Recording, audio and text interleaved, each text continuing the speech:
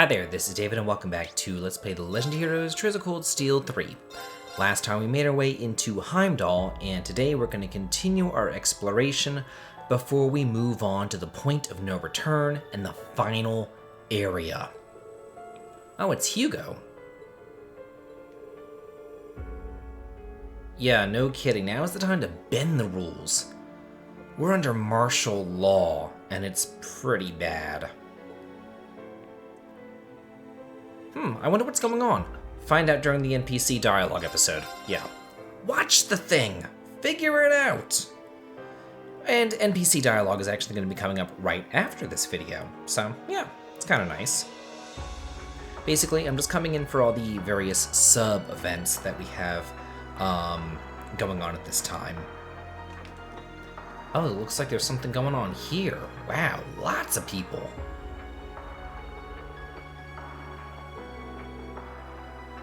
Oh no, like the mob is gonna go out of control. This is horrifying. And all according to their plan. It won't be long before war, as things stand. I know it's frustrating to watch, but we can't afford any distractions. Next stop, the bakery to see how Oscar's faring. Hopefully he's fine. Let's see, where is he? There he is. Oh, he's talking to Bennett. Yeah, we're fine.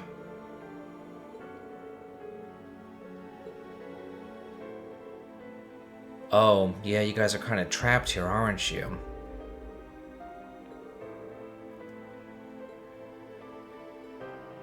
Oh, okay, yeah, she can get a job at the bakery. That'd be nice.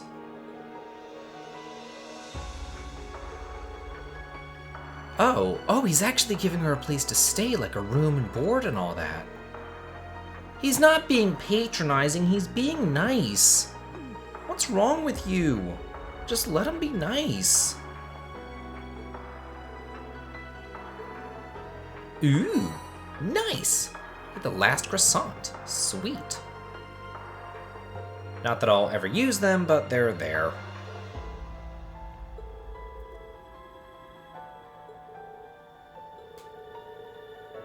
Oh, thanks. Okay, so that's a sweet little event right there.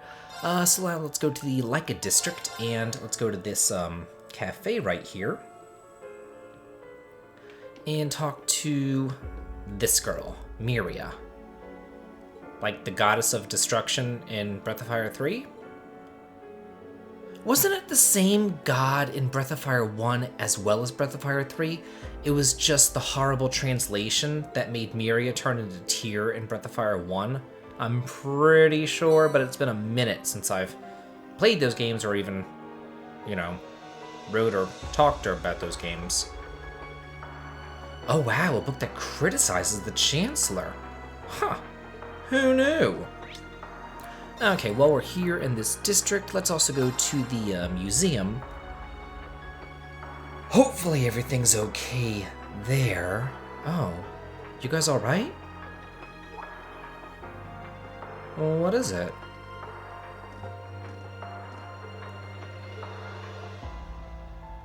Oh, it's perfectly fine. Or we hypnotized them and forced them to let us in here.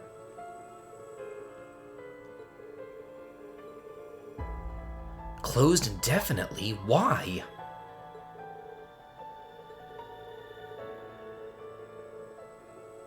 Oh, so every single last cent needs to go to the Imperial family? Wow. What are they taking? They're taking away the active artifacts, like the Crossbell's bell. Oh no. Yeah, something definitely feels off about all this.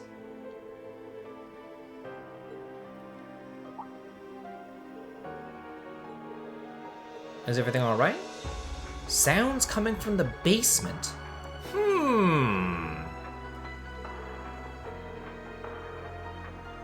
Oh. You can sense stuff from here, Gaius? Who knew? Oh well.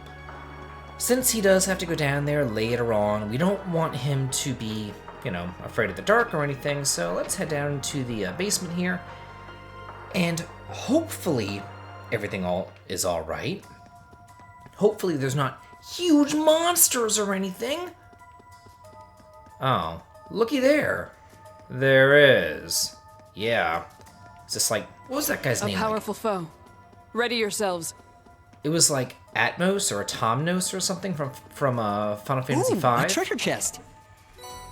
And we get the Magius quartz, which I kind of think that I already got, but I probably ended up overriding a save or something, so now I got it again. Whatever. Anyway, get the Magius quartz there.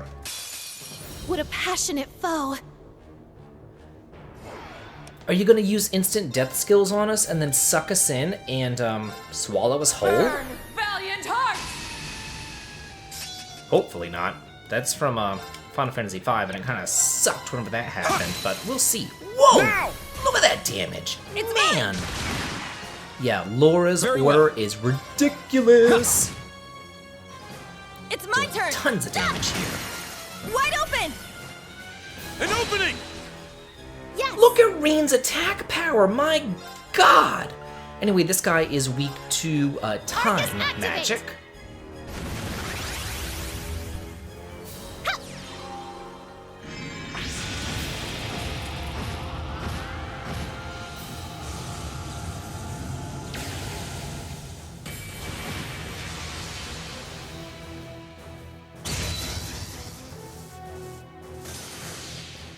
Foe suppressed. Let's continue. Well, that was enormously easy. That was like ridiculously easy. Anyway, with that should be our last final side quest, and you do get a trophy for getting that side quest, but I already got it off screen.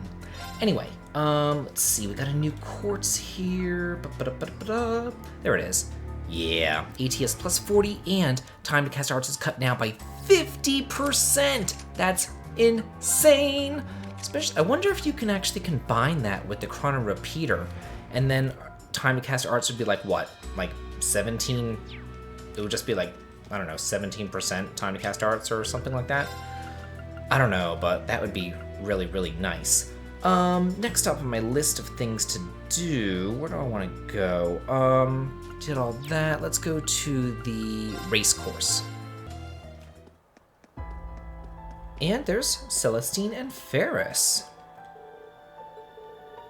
Yeah, what are you guys doing? Oh.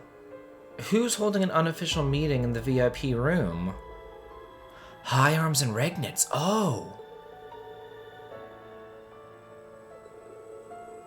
Oh, good. Hopefully they can do something about this then. Yeah, I'm sure he did his best.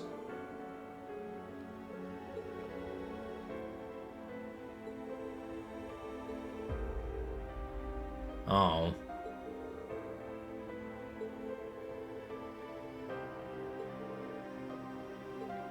Oh, okay, great. Anyway, we get a character note for doing that. Now we're off to the Bracer Guild. Oh, it's Patrick and Agate and some random. Is this Alan? It is Alan.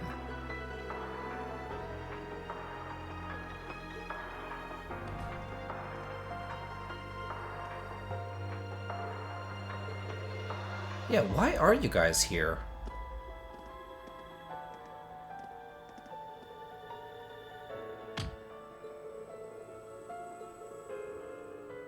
Is this like a secret meeting or something?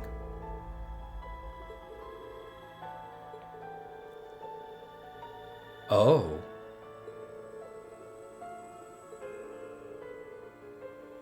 Oh, well, that's good. You know, Marquis High Arms actually seems to be a really good guy. Yeah, Alan was guarding the door when we went in to see Craig earlier. So yeah, I guess he works for the 4th Armored Division.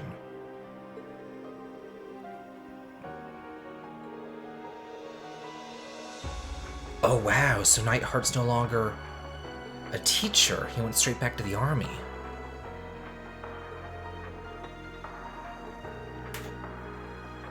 Who cares? Fritz is okay, but Ada, I don't care. Yeah, we heard. They were open for all of 24 hours. Every single one in Erebonia? There aren't even that many in Erebonia. There's just that one in the Grom, right? Isn't that the only one that's still really open? Wow.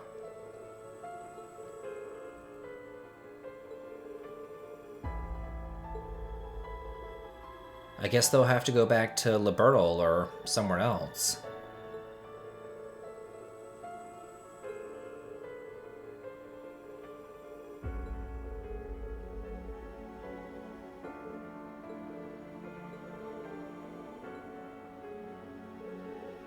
Okay. See ya. I'm still not entirely sure who this person is. I know he was just probably just some random, class member or something back in Cold Steel 1, so yeah.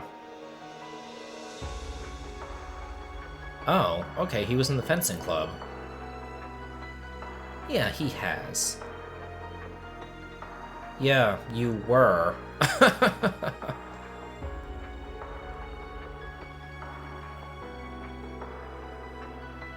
Oh, great.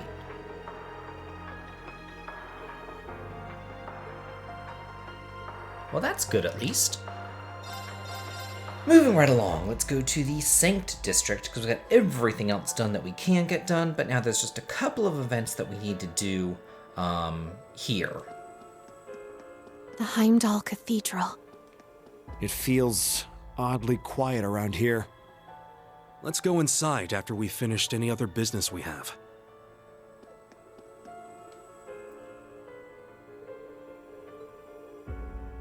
Is anybody here? Oh, I guess they've kicked out all the ambassadors.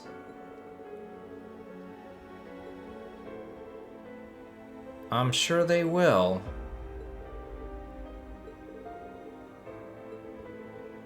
Well, of course they're serious. What are they gonna do, joke about declaring war with Calvard? This isn't something that you joke about. Okay, looks like we have an event here inside the hotel as well. I know that Elisa was worried about Sharon, so let's go see how everything's going along with her. Where is she? Is she over? Okay, she's on the other side. I always go to the wrong side. Oh, Elisa's over here. Oh. Wow. Poor Elisa.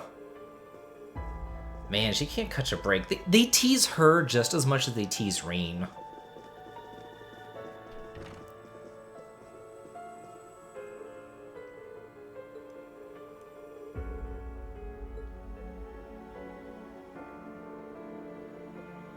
Oh.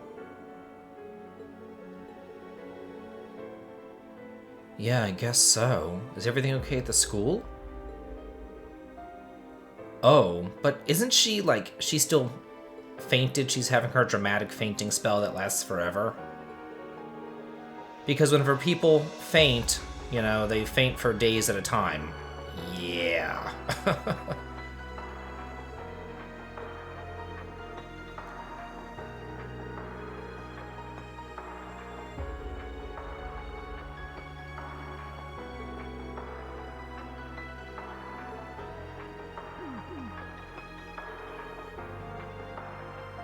Yeah, I guess so. The Orbital Network is kind of, in its infancy here, I guess. They only have the one at the palace.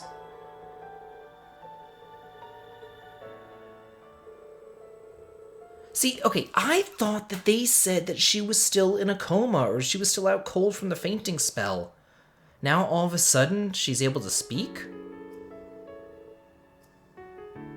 Maybe they were just saying that, but I could have swore they literally just said this on the radio earlier, that Alphen was out cold still, along with the Empress.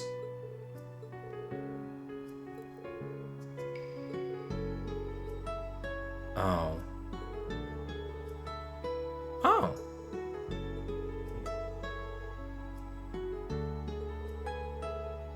Is it Sir Cecil? Yeah, there was a typo or something earlier when we talked to Lind, and they talked about like this famous doctor at St. Ursula College, and they kept on referring to him as him and he. But then his name was Cecil, which is obviously Sister Cecil,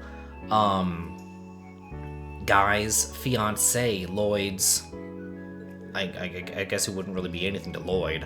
She would be, well, she would have been his sister-in-law, I guess. But, you know, Guy died before they could get married. Oh, okay, so your mother's also awake, too, from her never-ending fainting spell as well. Yeah, we don't know where Milliam or Altina is. Oh, really? At this time, you're gonna go back to the girls' school? Why? Oh.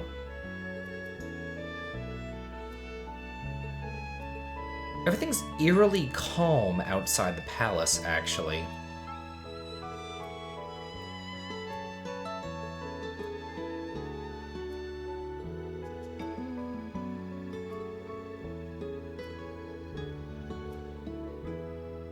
Oh, yeah, poor Ash.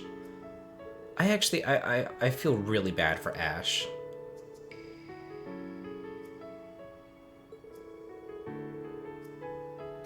I wonder who's pulling the strings behind Erebonia. A certain Blood and Iron Chancellor? A certain brood of snakes, maybe?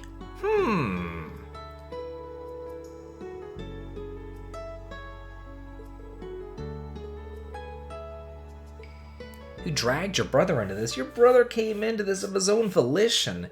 He's an Ironblood now.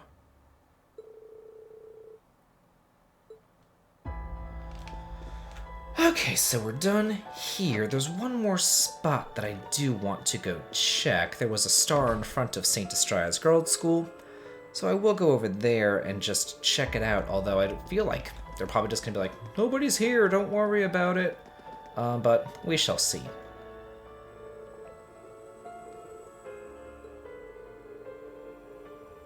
Yeah. Okay. Yeah, that was a very non-issue event. So in order to actually move on with life, we need to go over here to the church. So let's see what we got going on here. Oh, yeah, I wonder who the people are. Probably Thomas and Rosine, I would imagine. Oh, yeah.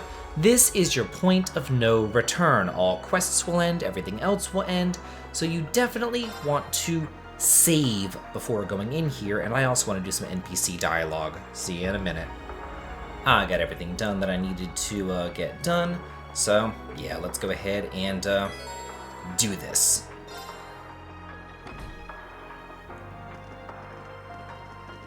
So I'm pretty sure Rosine and Thomas will be in here. I'm just wondering who else might arrive unexpectedly.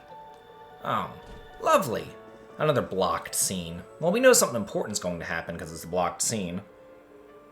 I don't see anybody here. Is this a trap? So, you've arrived at last. Oh, hey there. The one and only. Yeah. It's kind of crappy of Reen to not tell the rest of the old Class 7 Rosine's secret, but I get why he didn't do it. Yes, it's good to see you all again. Please, come in. They're waiting for you just over there. Rosine's charm is the exact same one that Gaius used earlier, too. I'm glad you all finally made it. The church has decided this issue now merits the attention of the Congregation for the Sacraments. As such, the Archbishop and all the staff here have been moved to another location. Thomas, if you notice, has the exact same emblem hanging off of his belt as well.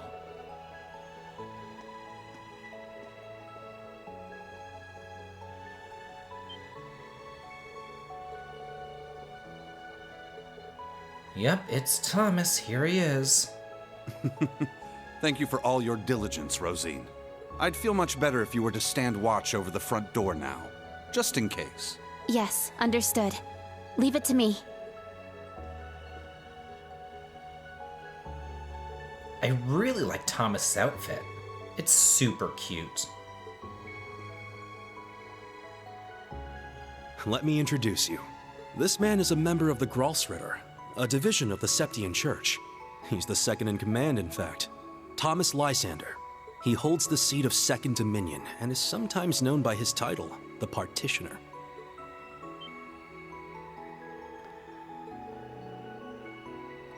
Oh, I'm kind of surprised that Laura knows this, but it makes sense. I mean, being a knight and everything else.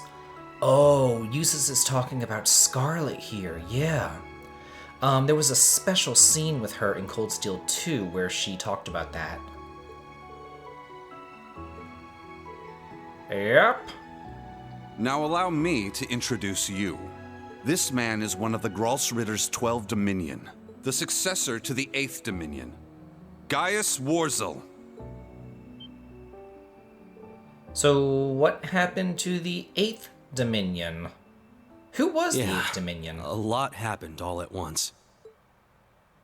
After graduating from Thors, I returned to Nord and began observing the struggle between Erebonia and Calvert. However, I began to feel something dark and sinister carried on the winds of the plateaus. I consulted my father and the chief, and eventually my old teacher, Father Barkhorn, came to visit. You might remember the name. He was the traveling priest we chased after during the Civil War. But it turns out, he was also the 8th Dominion of the Gralsritter, with the title the Roaring Lion. He was an extremely skilled knight, who investigated the Salt Pale in Northumbria and trained Brigadier General Bardius. Apparently, he was worried, and came to Nord to check up on me. He explained to me that what I had been sensing was called the Gale of Ruin. I'm not sure why I'm able to sense it. Maybe it's because I'm a descendant of those who fought alongside the Lionheart Emperor.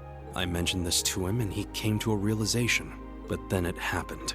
A Calvardian ship that broke past the 7th Armored Division attacked my village. My father was away at the time. I fought back in an attempt to protect my family, but it was no use.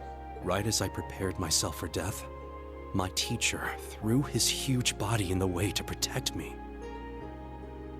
And as he lay there dying, he passed his stigma onto me. Across the nearly 1,000-year history of the Gralsritter, its highest-ranking members have each borne one of 12 sacred markings. This was one of those markings. Oh, wow. Well, you would, being from Northumbria.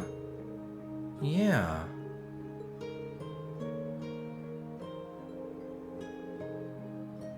Oh, so that's why he was, out of contact for so long.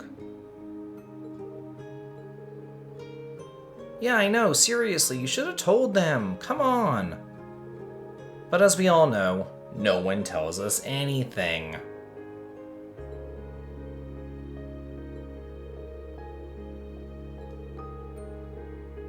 Oh.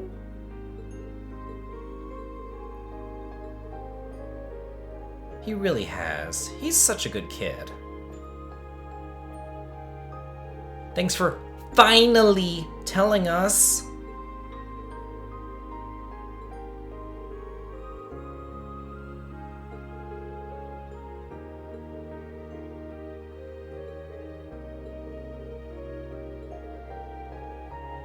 Oh. Grandmother! Stop hiding! Come out already! You're the one who called us here in the first place, aren't you? I only hid myself so as not to interrupt your discussion. Seriously, she's here too?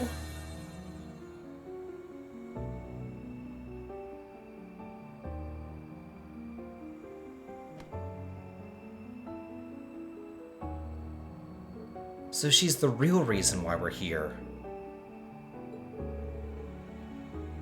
Indeed. But you may simply call me Rose. I had you all gather here for one reason. To explain to you the background between the Hexen clan and the Church.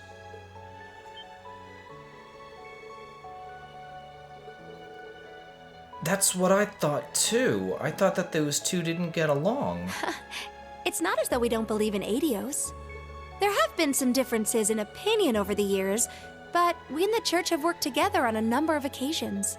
For example, during the War of the Lions, or the vampire incident in the Middle Ages. Not to mention the fight against the Dark Dragon 800 years ago. But all that was just Rose sticking her nose into other people's business. Celine's such a bitch. Legend has it, Emperor Dreikel's camp was once visited by a good witch. And the novel Red Moon Rose features a vampire hunter affiliated with the church who was, in truth, the true ancestor of the vampires.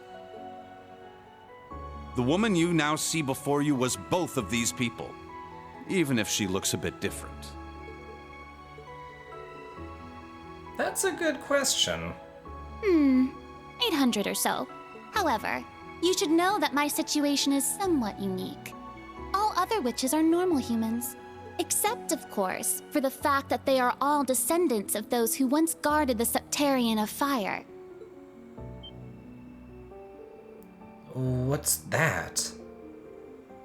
Yeah. We've heard about the Septarians ever since I want to say second chapter, I believe.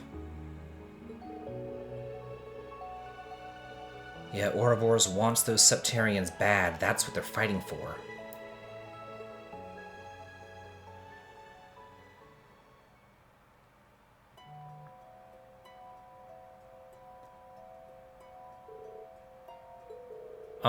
Begin at the very beginning. Talk about the Septarians, the Septaria Fire here in Erebonia.